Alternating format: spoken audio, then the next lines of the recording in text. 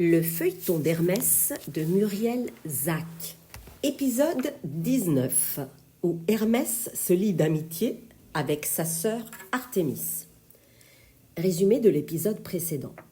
Hermès a assisté à la naissance d'Aphrodite, la déesse de la beauté. Il retourne sur l'Olympe en espérant bien la retrouver. Hermès remercia Pausania pour ce voyage dans le passé et reprit le chemin de l'Olympe. Alors qu'il traversait une forêt touffue, il entendit un gémissement. Le jeune dieu quitta le chemin et entra sous les arbres. Se laissant guider par les plaintes qu'il entendait, Hermès avança dans le sous-bois jusqu'à ce qu'il arrive auprès d'un large trou. Au fond du trou, un petit faon était tombé. Sans doute, l'animal était-il trop faible ou bien s'était-il blessé dans sa chute, mais il ne parvenait pas à ressortir de ce piège. Et ses forces faiblissaient. Aussitôt, Hermès se laissa glisser dans le trou. Le faon le regardait approcher en tremblant. Mais Hermès lui caressa le museau du bout des doigts, et ce geste calma la peur du faon. Il prit l'animal dans ses bras et ressortit tant bien que mal du trou. Arrivé en haut, il entendit un grand remue-ménage. Des chiens aboyaient, des chevaux piétinaient. Hermès se cacha dans l'ombre. Le faon serrait sur son cœur. De la clairière, une troupe de cavaliers surgit avec Apollon à leur tête.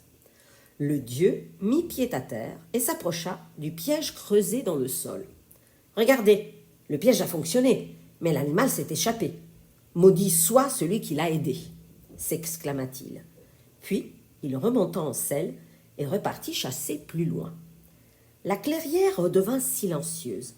Hermès était doublement content. Il avait sauvé le petit faon et joué un mauvais tour à Apollon. Il sortit du sous-bois et déposa doucement le faon dans l'herbe. Il s'apprêtait à s'éloigner lorsque la pointe d'une flèche se planta à ses pieds. Hermès sursauta, cherchant des yeux qui l'attaquait ainsi. Mais il ne vit personne. « Qui êtes-vous ? Que me voulez-vous » cria-t-il. Pour toute réponse, une pluie de flèches s'abattit en cercle autour de lui. Mais aucune ne semblait tirer pour le blesser. « Montrez-vous donc, ce n'est pas très courageux d'attaquer quelqu'un qui n'est pas armé » cria encore Hermès. Alors, une silhouette sortit de l'ombre. Hermès ne s'attendait pas à une telle apparition. Au lieu du redoutable guerrier qu'il avait imaginé, c'était une fragile jeune femme qui s'avançait vers lui. Elle portait une courte tunique, retenue par une ceinture, et des sandales lacées sur le mollet. Ses cheveux étaient relevés. Son visage était pâle et triste. Elle tenait à la main un arc en argent, et le carquois de flèches qu'elle portait sur le dos était aussi en argent. Lorsqu'elle fut à quelques pas de lui, Hermès la reconnut. Il l'avait déjà croisée dans les couloirs de l'Olympe, sans jamais lui parler.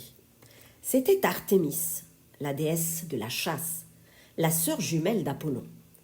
Secrète et silencieuse, elle vivait au milieu des animaux et de la nature. Elle en était la protectrice. Jamais Artémis ne souriait. « Bonjour, ma sœur, dit aussitôt Hermès. Pourquoi me lancer toutes ces flèches ?»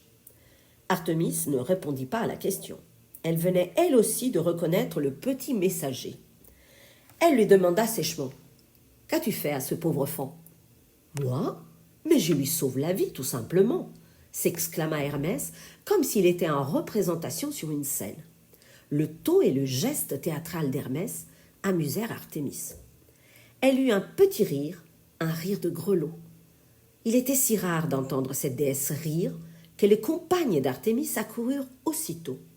Elles étaient toutes heureuses de cette gaieté soudaine chez leur déesse.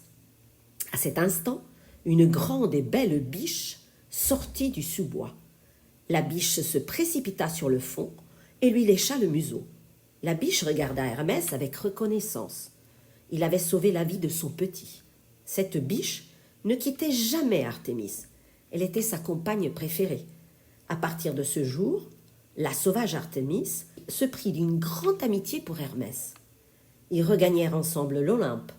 Hermès regardait Artémis et la trouvait elle aussi d'une grande beauté. « Elle n'est pas aussi belle qu'Aphrodite, pensa-t-il, mais il n'y a rien de mauvais en elle. Pourtant, elle a toujours l'air si triste, comme si elle portait à jamais une blessure intérieure. » Hermès se jura de découvrir le secret que se cachait derrière la tristesse de sa sœur.